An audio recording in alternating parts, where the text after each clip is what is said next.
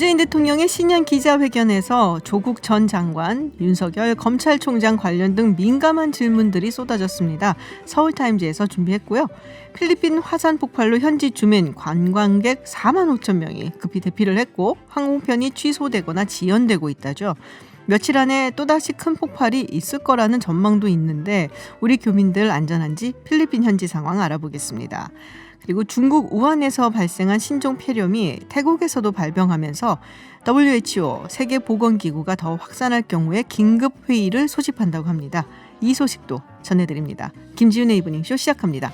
네, 서울타임즈 코너 시작하기 전에요. 이제는 아시죠 다들? 안내 말씀드립니다. 지난주부터 계속되고 있는 TBS의 선물 대방출 시간. 저희 이브닝쇼에서도 청취율 조사 기간을 맞아서 여러분께 감사의 마음을 전하고자 선물을 드리고 있는데요. 저희가 내드리는 깜짝 퀴즈에 정답 보내주시면 추첨을 통해서 커피 쿠폰 보내드립니다. 많이 준비했으니까 문자 많이 보내주세요. 어느 코너, 어느 시점에 퀴즈가 나올지 모르니까 계속해서 귀 기울여 주시고요. 서울타임즈 오마이뉴스 박정호 기자, 프레시안의 곽재훈 기자와 함께 시작합니다. 어서 오세요. 안녕하십니까? 안녕하세요. 네, 오늘 오전 예정된 시간 훌쩍 넘겼어요. 그래서 약 110분간 문재인 대통령 신년 기자회견이 있었습니다. 많은 질문이 나왔는데 검찰 관련 질문이 제일 많았고 또 조국 전 장관, 윤석열 검찰총장 질문이 나왔는데요. 일단 잠시 좀 들어보고 시작해 보겠습니다. 예, 공수처법과 검찰개혁 조정 법안의 통과에 이르기까지 조국 전 장관이 민정수석으로서 그리고 또 법무장관으로서 했던 기여는 굉장히 크다고 생각합니다.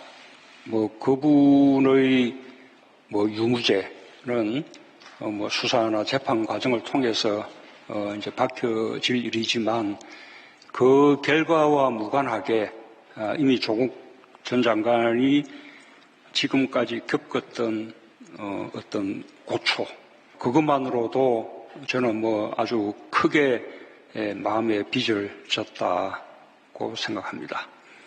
그러나 이제는 검경수사권 조정법안까지 다 통과가 되었으니 이제는 조국 장관은 놓아주고 앞으로 유무죄는 그냥 재판 결과에 맡기는 그분을 지지하는 분이든 그분을 반대하는 분이든 이제 그 문제를 둘러싼 갈등은 이제 끝냈으면 좋겠다는 말씀을 국민들께 드리고 싶습니다. 네, 방금 들으셨는데요. 여러 가지 돌직구 질문들이 굉장히 많았습니다.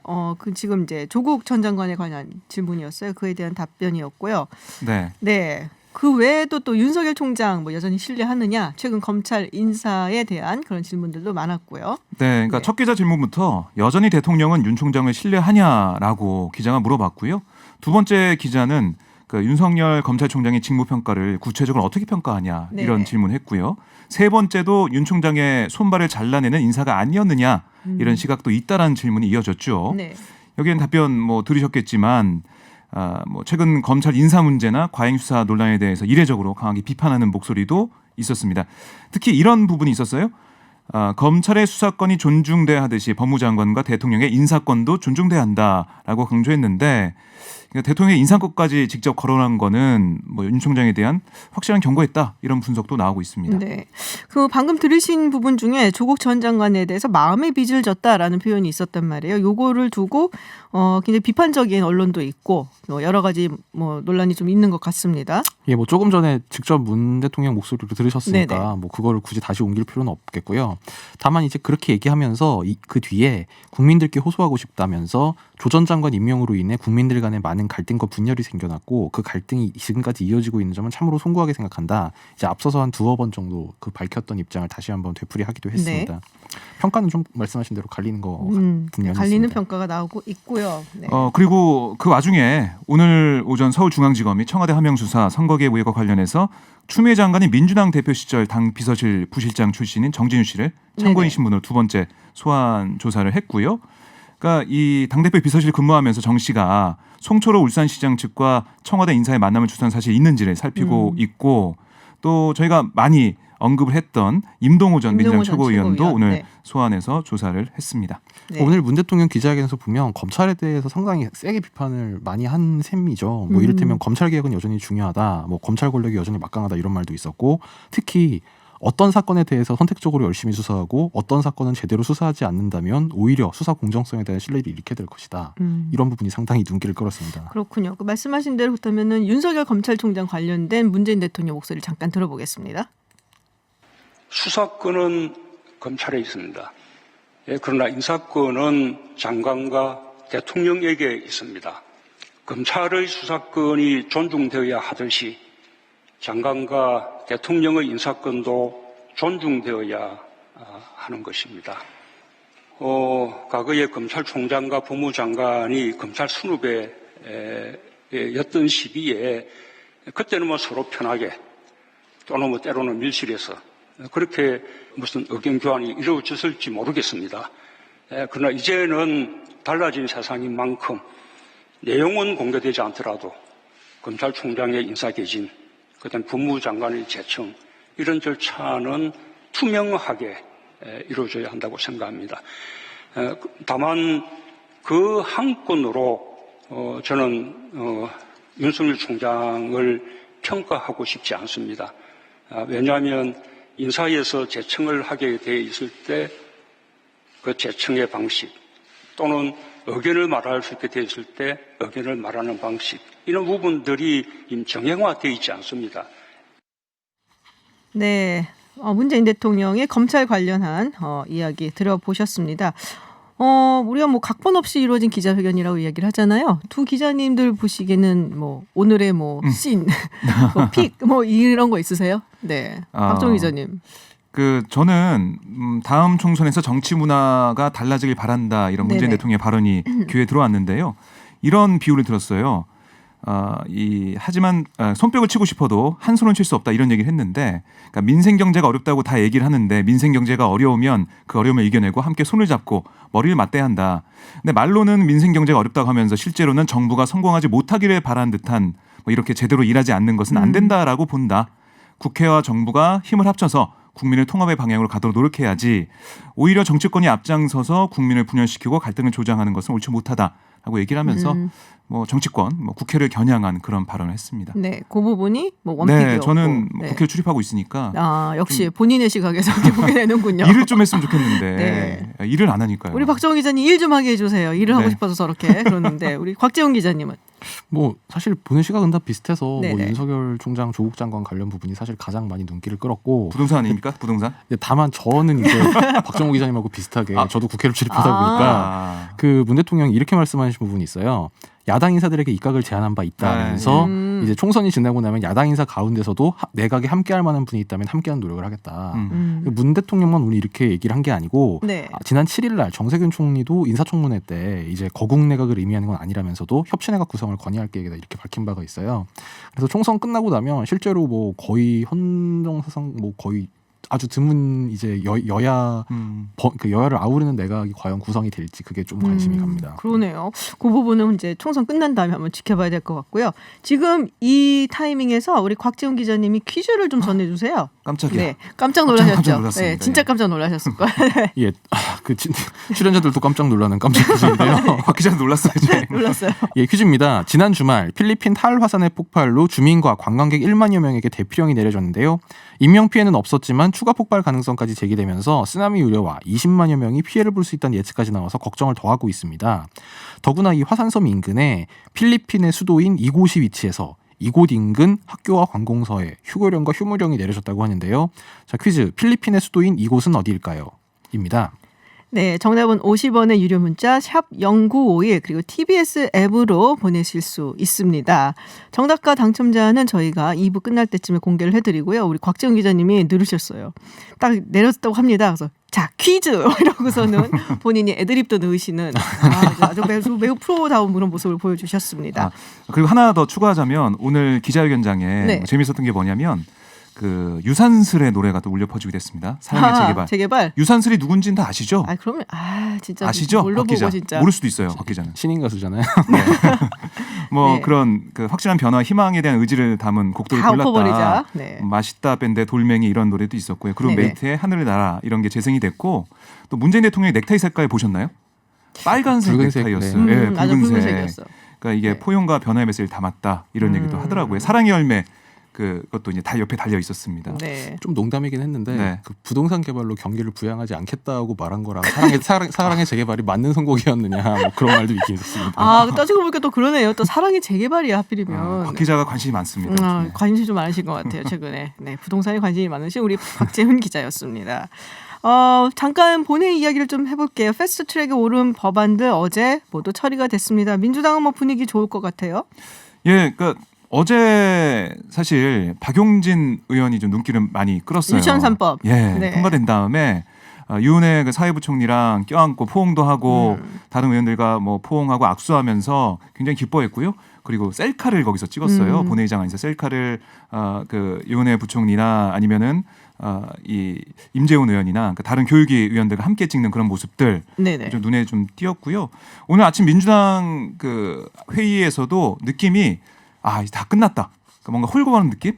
그 전에는 약간 긴장감 같은 게 더 컸었는데 오늘 회의는 약간 홀거하는 느낌이 좀 뭐 들었어요. 사실상 20대 국회와 이제 마무리를 네. 지었다라고 표현을 할 수가 있을 것 같습니다. 지금 박용진 의원의 유치원 3법 통과된 이야기를 하셨고, 근데 그 외에 이제 검경 수사권 조정안 이것도 사실 통과가 돼서 마무리가 지어졌다라고 할 수가 있겠죠. 이 핵심이 뭔지 사실 모르는 분들도 좀 잘 모르시는 분들도 많으세요. 검경 수사권 조정안요? 네. 예. 그 수사권 조정안의 핵심은 검사의 수사지휘권 폐지, 그리고 네. 경찰의 1차 수사 종결권 부여, 그리고 검사의 직접 수사 범위 제한. 그러니까 주로 얘기하자면 검찰 권한을 분산시키는 게 골자입니다. 네네. 그러니까 뭐 이거는 꼭 권력형 비리 사건이나 뭐 정치인들을 대상으로 한 뭐 아니면 뭐 재벌 충수를 대상으로 한 그런 사건뿐만이 아니라 뭐 민생 사건 관련 수사에도 다 적용이 되는 건데요. 제일 먼저 그 꼽히는 게 경찰에 대한 검찰의 수사 지휘권 폐지인데요. 이게 그래서 이제 기존까지는 경찰이 수사하는 걸 검찰이 이제 지도하고 지휘하는 관계였다면 이제 경찰이 별도의 수사 주체로 인정이 되면서 경찰의 1차적 수사 종결권도 부여가 됐습니다. 다만 이제 검찰은 경찰이 불송치 결정을 한 기록과 관련 증거를 90일 동안 들여다보고 이 기간 중에 재수사를 요청할 수 있도록 조금 견제를 뒀습니다. 네. 또 검찰의 직접 수사 범위도 제한되는데요. 지금까지는 검찰이 뭐 거의 모든 분야를 다 할 수 있었지만 앞으로는 직접 수사 사건을 부패 범죄, 경제 범죄, 공직자 범죄, 또 선거, 방위 사업, 대형 참사 등 이제 대통령령으로 정하는 주요 범죄로 한정을 했습니다. 그리고 이제 그 형사 소송 그 공판 절차와 관련해서는 네. 뭐 피신 조서, 그러니까 그 피의자 신문 조서의 증거 능력에 대해서도 좀 제한을 두는 이제 그런 입법이 이뤄졌습니다. 그렇군요. 이제 뭐 굉장히 좀 복잡하고 네. 사실 전문 용어들이 많아갖고 이게 도대체 무엇을 의미하는 건가 궁금해하실 분들도 많을 것 같아요. 그래서 그 부분에 대해서는 저희가 나중에 또 전문가분을 모시고 한번 이야기를 살짝히 풀어보도록 하겠습니다. 자, 정세균 국무총리가 됐습니다. 임명장도 받고 또 취임식도 가졌는데 대통령에게 책임 총리를 보장해달라는 요청을 했다. 네. 예, 오늘 그런 보도가 났는데요. 네네. 이 부분은 사실 그 뭐랄까요, 이 대통령이 이제 그 정세균 신임 총리한테 임명장을 주는 행사가 있었고 네네. 그 행사의 앞부분을 이제 공개를 했고 관련해서 뭐 청와대 대변인 서면 브리핑을 냈는데 이 관련해서 뭐 기자들한테 설명하는 뭐 그 질의응답 같은 시간은 없었어요. 그래서 이 부분은 아직 확인은 안 됐는데 이 한국일보 보도에 따르면 총리 지명되기 직전인 지난달에 정세균 총리가 책임 총리의 권한을 보장해달라는 취지의 요청을 문재인 대통령에게 직접 했고 이게 사실상 그 총리직을 그 수락한 그 사실 뭐 조건이었다 이런 취지로 보도가 됐습니다. 그렇군요. 오늘 임명장 수여식 할 때 좀 눈길을 끄는 부분이 있었는데요. 네. 정세균 총리와 문재인 대통령이 인사할 때 그 정세균 총리가 좀 한 15도 정도밖에 허리를 안 굽혀서 왜 이렇게 안 굽히지 않은 느낌이 들었거든요. 찾아보니까 이낙연 총리 때는 이낙연 총리가 네네. 60도 정도 허리를 굽혔어요. 달라진 거잖아요. 왜 그런가 좀 생각해봤더니 인사청문회 때 논란이 있지 않았습니까? 입법부 수장이 이렇게 행정부로 가는 것에 대해서 상권분립 훼손됐다 이런 논란이 있었는데 그걸 좀 의식한 게 아니었을까 이런 이렇게 생각도 각도를 들더라고요. 재는 분들 때문에 문제인 거예요. 사실은. 네. 문 대통령도 15.2도 정도 된 것 같아요. 네. 문 대통령도 오늘 그 임명장 수여식에서 이 부분을 정면으로 언급을 했습니다. 사실. 네. 그러니까 뭐 후보자로 지명할 때 저도 고생을 많이 했다. 국회의장을 역임했기 때문에 당연히 상권분립 침해라든지 네. 그런 공격이 있을 걸 예상을 했다면서 그럼에도 불구하고 총리로 모시게 된 것은 것은 지금 우리 정치 상황 속에서 총리님만한 적임자가 없고 또 제가 총리님을 통해 이루고자 하는 가치가 상권 분리 논란보다 훨씬 중요하다고 생각했기 때문이다. 이렇게 얘기를 했습니다. 그렇군요. 네, 정세균 국무총리 한 되는 바람에 지금 이낙연 전 총리가 되셨습니다. 이제는 종로에 전세 아파트를 얻으면서 총선 준비에 나섰다는 소식까지 전해드리고요. 네, 교통정보 듣고 돌아와서 다시 이야기 나누겠습니다. 서울타임즈 돌아왔습니다. 한국당 이야기를 좀 해볼게요. 보수 대통합을 위해서 100% 국민 여론조사 경선으로 공천을 하겠다라는 방침을 세웠다는 얘기가 있어요. 정말인가요, 이거? 그러니까 그런 보도가 나왔는데요. 네. 사실 뭐 당에서 이게 공식적으로 확인된 건 아닙니다. 네. 다만 이제 지금 죄송합니다. 그러니까 이진복 총선기획단 총괄팀장 등 이제 의원들이 뭐 그럴 수밖에 없지 않겠느냐, 그렇게 할 수밖에 없지 않겠느냐 그런 취지의 언급은 좀 했습니다. 그러니까 지금 현재 한국당 당규에는 이 당원 50%, 국민 여론조사 50% 경선을 하게 돼 있는데요. 근데 이제 오늘 보도의 취지도 그러니까 세보수당 등 이제 보수 통합을 하려면 결국 당 밖에 있는 사람들이 들어와야 되는데 네. 그러면 이 사람들과 그치. 통합을 하려는 마당에 기존 당원 단계로 고집할 수 없다. 그래서 국민 여론조사 경선밖에 없고 이게 내부적으로는 얘기가 끝난 상태다. 이런 취지의 보도였습니다. 내부적으로 얘기가 끝났대요? 뭐 그러니까 그렇게 얘기가 됐는데요. 저는 이거 제가 직접 들은 얘기는 아닙니다. 이거는요. 다만 이제 그 혁신통합추진위원회 박형준 위원장은 오늘 기자들과 만나서 이 통합 논의 관련해서 이런 공천 관련 얘기가 오갔는지 그걸 물어보니까 당이 일상적으로 진행하는 일은 여기서 영향을 받는 게 아니다라면서 뭐 통합이라는 걸 전제로 통합된 세력이 뭘 할지를 논의한 자리다 이제 이렇게 좀 선을 긋고요. 안영환 의원도 정당인이 공천인이 하는 건 논의할 수도 없고 우리 위원회에선 논의할 수 없는 것이다 이렇게 얘기를 했습니다. 다만 이제 현실적으로 아까 말씀드렸다시피 뭐 세보수당 인사들 이제 예를 들어서 지금 한국당이랑 같이 통합해서 새로운 정당을 만들게 되면 뭐 당연히 이제 이분들은 뭐 당원 위주의 경선을 하게 되면 불리하게 되니까 그렇죠. 통합이 어그러질 수도 있겠죠. 뭐 그래서 현실적으로 뭐 꼭 100%는 아니더라도 여론조사 비율을 상당히 높이는 뭐 그런 방법이 그런 방법밖에 없지 않겠냐 이런 생각이 저도 듭니다. 그렇군요. MBC 단독 보도 이야기를 해볼게요. 굉장히 파장이 컸는데 유희석 전 아주대 의료원장이 이국종 교수에게 욕설을 한 녹취가 공개가 됐어요. 네. 그 내용이 좀 충격적이죠. 네네. 뭐 때려쳐 이 XX야, 뭐 꺼져, 인간 같지도 않은 XX 말이야, 나랑 한판 붙을래 너, 뭐 이런 내용이 보도가 됐고, 뭐 이국종 교수가 힘없는 목소리로 아닙니다 그런 거라고 말하는 녹취가 공개가 됐는데요. 문제가 된 녹음 파일 이게 수년 전, 그러니까 외상센터와 병원 내 다른 과의 협진 문제를 두고 유 원장과 이 교수가 나눈 대화의 일부였어요. 네. 근데 이게 이런 갈등이 그 외상센터 관련해서도 있었고 최근에 그러니까 지난해 8월에 아주대 병원에 닥터헬기가 도입이 됐어요. 다시 또 불거졌는데 닥터헬기는 응급환자의 신속한 항공이송과 응급처치를 위해서 운용되는 전담 헬기로 네. 날아다니는 응급실 이렇게 불리는데 이게 하루에 10여 차례 이착륙을 하면서 인근 주민들이 소음 문제를 제기하고 있고 또 이런 것들에 대한 해결 방안이 잘 나오지 않고 있고 왜 닥터헬기를 도입했냐 이런 얘기까지 나오고 있을 정도로 이국종 교수 쪽에서는 좀 불만이 나올 수밖에 없는 그런 상황이다. 근데 이런 이게 얘기 나오고 이제 있습니다. 아무래도 외상센터가 이렇게 돈을 많이 벌어들이는 곳은 아니잖아요. 사실은 이제 뭐 암이라든지 성인병이라든지 이런 게 어떻게 보면은 좀 돈이 되는 그런 의료 분야고 이 외상센터는 사실 좀 어려운 일을 많이 하시는 분들이 가게 되고 의료 수가도 있고 하다 보니까 그렇게 돈이 안 되고 그러니까 이제 아마 그 부분이 좀 문제가 불거진 게 아닌가 싶은데 이국종 교수가 지금 태평양에서 진행되는 해군 훈련 참가 중이라고 하죠. 네, 뭐 입장 같은 건 나온 건 없죠. 아니요. 그래서 아주대병원 측이 밝힌 입장은 네. 그 이국종 교수는 해군과 함께한 훈련 참석 중이어서 현재 네네. 한국에 없다. 그리고 병원 측은 밝힐 입장이 없다. 이렇게 좀 그러니까 아주 그 최소 네네. 대응 방침을 밝혔습니다. 이국종 교수 측에서는 아직은 예. 모르는 거고 예. 사실 뭐 이국종 교수님의 그 의료 활동 같은 경우는 우리가 굉장히 많이 들어서 뭐 존경도 하고 있고 그리고 많은 사람들이 응원을 보내고 있는데 이런 문제가 불거져서 많은 분들이 좀 충격을 받으셨을 것 같아요. MBC 보도에 따르면 이 문제로 병원을 그만두고 한국을 떠나는 것까지 고민했다 이렇게 얘기를 하더라고요. 마음고생이 심한 마음고생이 진짜 상태다. 심하시겠네. 그렇게 보시면 되겠습니다. 네, 그렇군요.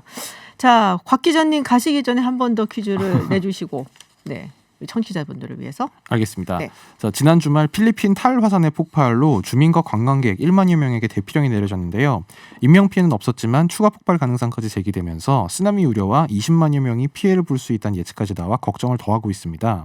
더구나 이 화산선 인근에 필리핀의 수도인 이곳이 위치해서 이곳 인근 학교와 관공서에 휴교령과 휴무령이 내려졌다고 하는데요.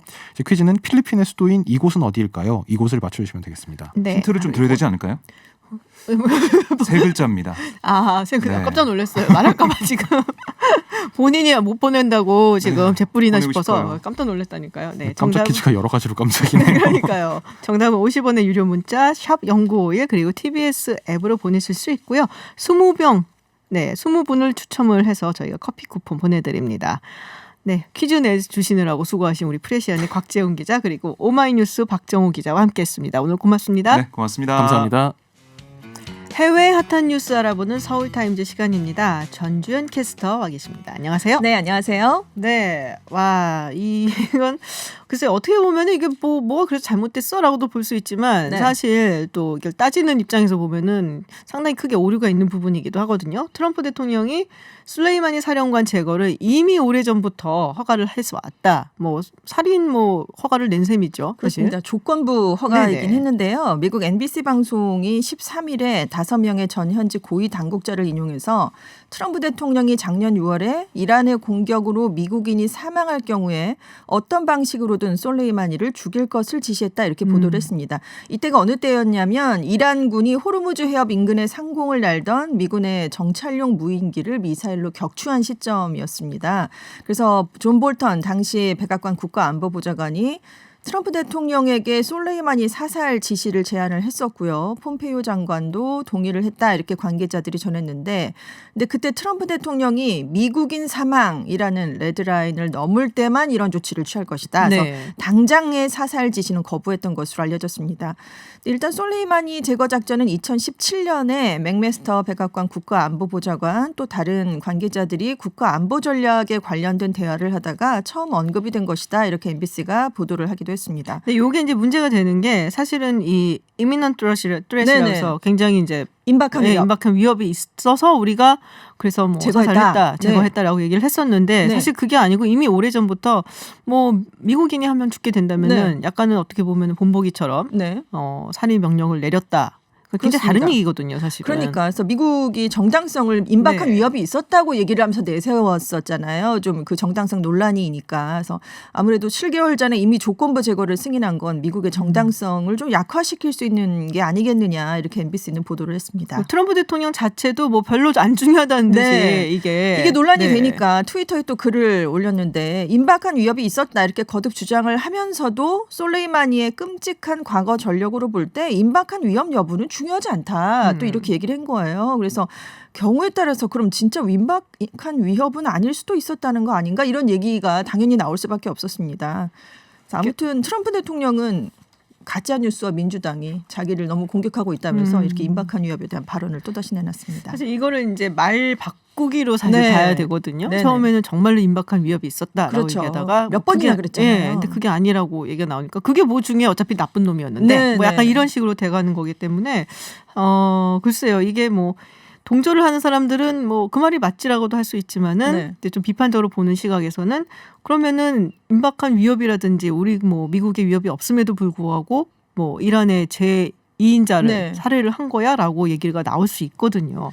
그래서 굉장히 문제가 될 수도 있는데 그렇습니다. 네, 그 와중에 폼페이오 국무장관은 하원에 와서 증언을 해라. 네. 솔레이마니 사령관 제거 관련한 증언을 그렇습니다. 해라. 이거 거부했다고 소식이 들어와 있습니다. 그러니까 민주당 소속의 엘리엇 앵걸 하원 외교위원장이 정말로 임박한 위협이었는가 보다 광범위한 작전의 일환이었는가 법적인 정당성은 과연 있었던 것인가 이렇게 여러 가지 의문이 제기되고 있는데 안 온다고 하니까 국무장관이 미국 국민 앞에서 정확하게 설명하고 질문에 답할 기회를 반갑게 맞아야 된다 이렇게 비판적인 그런 논의를 내놓기도 했습니다. 네, 계속해서 이 외교 문제는 대선도 있고 하니까 네. 계속 나올 것 같기는 해요. 네, 다음 이야기 해보도록 하겠습니다. 중국 폐렴 환자 한국에서도 지금 발생을 했었다는 얘기가 네네. 있었는데 태국에서 발생을 했다. 공식 확인이 확인됐죠. 된 거예요. 네. 아누틴 찬위라군 태국 보건부 장관이 8일에 중국 우한을 갔다가 태국 방콕으로 입국했던 61세 중국인 여성이 신종 코로나 바이러스에 감염된 사실이 확인됐다 이렇게 발표를 했습니다. 입국 당시에 이미 발열 증상을 보여서 격리 치료를 받아왔거든요. 네. 근데 중국이 아닌 다른 곳에서 이 바이러스 환자가 확인된 건 이번이 처음입니다. 근데 다행히 현재 발열, 다른 호흡기 증상을 보이지 않고 있대요. 그래서 며칠 내로 퇴원할 수 있을 정도로 회복된 것으로 알려졌습니다. 그리고 의료진 또 이 여성과 이제 같은 항공기를 타고 근처에 앉았던 사람들을 다 네네. 대상으로 검사를 했는데 음성 반응이 나왔다고 해요. 그래서 이 아누틴 장관은 신종 코로나 바이러스가 태국 내에서 확산이 되진 않았다라는 점을 강조를 했고요. 근데 세계보건기구 WHO는 만약에 신종 코로나 바이러스가 확산될 경우에 사무총장이 주재하는 긴급위원회를 소집할 수 있다. 이제 긴급하게 이제 논의를 할 수 있다는 얘기죠. 근데 문제는 지금 중국 춘제 음력설이 다가오고 있습니다. 아, 그러네요. 많은 중국인들이 해외로 나아갈 수 있고 중국 내에서도 이동을 굉장히 많이 그렇겠네요. 하거든요. 그래서 지금 각국의 검역 당국에 비상이 걸렸는데요. 일단 태국 보건 당국은 춘제 기간 동안 수십만 명의 중국 관광객이 태국을 찾을 것으로 추산을 하면서 공항들의 검역 과정을 강화하고 있습니다. 근데 이게 이제 사스랑 좀 비슷하다는 거죠. 그렇습니다. 이걸 좀 우리 질병관리본부가 중국 푸단대학교를 통해서 우한시 폐렴의 원인 병원체를 입수해서 유전자 염기 서열을 분석을 해봤다고 그래요. 네. 근데 신종 코로나 바이러스가 박쥐에서 유래한 코로나 바이러스랑 89.1%로 가장 높은 상동성, 오. 즉 유전자나 단백질이 유사한 성질을 보였다고 합니다. 근데 일단 그렇다고 해서 무조건 사스다 이렇게 분류할 수 있는 건 아니고요. 앞으로 네네. 심층 연구가 필요하다는 입장인데요. 그래서 질병관리본부가 앞으로 한 달 내에 국내에서 적용할 수 있는 검사법을 개발해서 지방자치단체들에 보급을 할 예정입니다. 네. 지금 국내에서 발생한 폐렴 의심 환자가 있었잖아요. 네네. 근데 중국에서 집단 발생한 폐렴과는 관련이 없는 것으로, 관련이 없는 것으로? 나타났습니다. 아, 그래서 태국 환자가 이제 첫 중국 번째 밖에서는 경우가. 첫 번째 그렇습니다. 경우다라는 얘기고요. 네, 그다음 좋은 소식입니다. 봉준호 감독의 영화 기생충 한국 영화 최초로 아카데미상 6개 부분 후보에 네. 올랐어요. 이렇게 많이 올랐으면 하나쯤은 받지 않나요? 하나 이상을 받아야 네. 되지 않나요? 근데 6개 부문에 올랐다는 게 중요한 게 아니잖아요. 사실 네. 본상이 얼마만큼 오르느냐 이게 중요한 그쵸? 건데 예. 작품상 맨 마지막에 수상을 하거든요. 아, 최고죠. 그게 최고의 연예죠, 사실. 작품상, 감독상, 국제영화상, 즉 외국어 영화상의 새로운 이름입니다. 그리고 각본상도 있고요. 편집상, 제작 디자인상 이렇게 6개 부문 후보에 올랐습니다. 만약에 작품상을 받으면 비영어 영화로는 처음이에요. 그리고 칸 국제영화제에서 최고상인 황금종려상을 작년 5월에 받았잖아요. 네. 근데 같은 해에 황금종려상과 아카데미 작품상을 둘 다 수상한 영화가 1955년 미국 델버트 맨 감독의 마티 이후에 한 번도 없었다고 합니다. 그러니까 이것도 기록을 세우게 되는 셈이고요. 지금 작품상 최종 후보에 9개 작품이 올랐거든요. 네. 근데 미국 영화가 아닌 건 기생충이 유일합니다. 그리고 감독상 부문에서는 아시아인으로서는 이미 대만 출신의 이안 감독이 받은 적이 있어요. 2번 받았죠. 네, 브로크백 마운틴, 라이프 오브 파이로 2번 수상한 적이 있어서 이번에 또다시 받으면 아시아계 감독으로는 2번째 수상을 하게 되고요. 네네. 각본상 후보에도 올랐는데 만약에 받게 되면 아시아계 각본상 수상자로서는 처음이라는 기록을 또 세우게 됩니다. 아카데미 회원들이 이제 최종 투표를 하게 돼요. 30일부터 다음 달 4일까지 이제 투표를 하면 시상식이 다음 달 9일에 미국 LA 할리우드 돌비 극장에서 열리게 됩니다. 근데 이거 보셨어요? 혹시 그 아카데미상 그 리스트 후보들 네. 리스트 나오잖아요. 네네. 저는 그 나무조연상 네. 후보 리스트를 봤더니 네. 이게 뭐야? 그래서 안소니 홉킨스, 브래드 피 뭐 이런 사람들이 그렇죠. 쭉쭉 나와 있어서 이게 후보 리스트야? 막 네. 수상자 리스트가 아니고. 그러니까요. 야, 진짜 여기는 정말 세구나. 별들의 네. 전쟁이죠, 정말. 그러니까요. 그런 생각을 근데 했어요. 기분이 좋았던 건 일단 외신들이 국제영화상 작품, 감독, 각본상 4개만 후보로 유력하다고 예상을 했었거든요. 네. 근데 그 외에 미술상, 편집상 후보에도 올랐기 때문에 그 예상을 더 뛰어넘는 결과가 나왔습니다. 지금 이제 사실 미국 그 뉴스를 이제 좀 많이 보는 네네. 편이니까 보면은 뉴욕타임스나 이런 데서 굉장히 많이 다루고 있어요. 네. 봉준호 감독에 대해서. 그렇습니다. 지금 헐리우드 매체 버라이어티가 네. 이제 반응을 보였는데 기생충이 오스카에 발을 내디딘 첫 번째 한국 영화로 역사를 만들었다. 근데 이제 그 뒤에 평가가 더 좋더라고요. 한국 영화의 풍부한 역사를 본다면 아카데미 회원들이 그동안 이 나라 영화를 우려를 너무 무시해온 셈이다. 이렇게 지금 평가를 내렸어요. 지금 기생충이 미국에서만 290억 원, 전 세계적으로 1,500억 원의 흥행 기록을 세웠거든요. 네. 그리고 미국 방송사 HBO가 드라마 시리즈로 리메이크한다고 하잖아요. 네, 그래서 네. 그만큼 강력한 신드롬을 기생충이 일으키고 있다. 이렇게 버라이어티지가 보도를 하기도 했습니다. 근데 사실 아카데미 그 상의 그 심사위원들이라고 해야 되나요? 네. 약간은 조금 보수적인 편이거든요. 보수적인데 그래도 이제 네. 그런 말들이 많이 나오면서 문이 좀 많이 넓어졌거든요. 네. 그래서 아무래도 좀 이게 지금 흥행도 많이 하고 있고 그래서 지금 기대를 많이 하고 있는 분위기입니다. 네. 그리고 어떤 작품도 아카데미에서 외국어 영화상과 작품상을 동시에 받은 적이 없대요. 그래서 만약에 기생충이 할 수 있을 것인가 이것도 관심을 보고 있다고 합니다. 그렇군요. 알겠습니다. 네. 네, 서울타임즈 외신 소식 여기까지 듣도록 하겠습니다. 전주현 외신 캐스터였습니다. 오늘 고맙습니다. 네, 감사합니다. 네, 깜짝 퀴즈 내드렸는데요. 정답 말씀드립니다. 자, 퀴즈는 지난 주말 필리핀 탈화산 폭발로 주민 관광객 1만여 명에게 대피령이 내려졌고 추가 폭발 가능성까지 제기되면서 쓰나미 우려 그리고 20만여 명의 피해를 볼 수 있다는 예측이 나오고 있는데요. 이 화산섬 인근의 필리핀의 수도인 이곳 네, 인근 학교 관공서에 휴교령, 휴무령이 내려졌다고 합니다. 필리핀 수도인 이곳은 어디일까요? 네, 정답은 마닐라였습니다. 인명 피해는 없다고 하지만 화산재 때문에 굉장히 생활이 힘들다는 이야기가 들어오고 있습니다. 동식물들, 그 주변의 동식물들은 이미 폐사했다는 안타까운 얘기도 있고요. 교민 피해는 없는지 잠시 후에 3부에 현지 연결해서 자세히 좀 들어보도록 하겠습니다. 커피 쿠폰 받으실 분들 개별 연락을 저희가 드리고요. 또 당첨자 명단은 홈페이지에 올려놓겠습니다. 많은 호응 그리고 응원 메시지들 다시 한번 감사드립니다. 네, 끝곡으로 리얼그룹, 더 리얼그룹의 Big Bad World 들으시면서요. 저는 7시에 픽으로 돌아오겠습니다.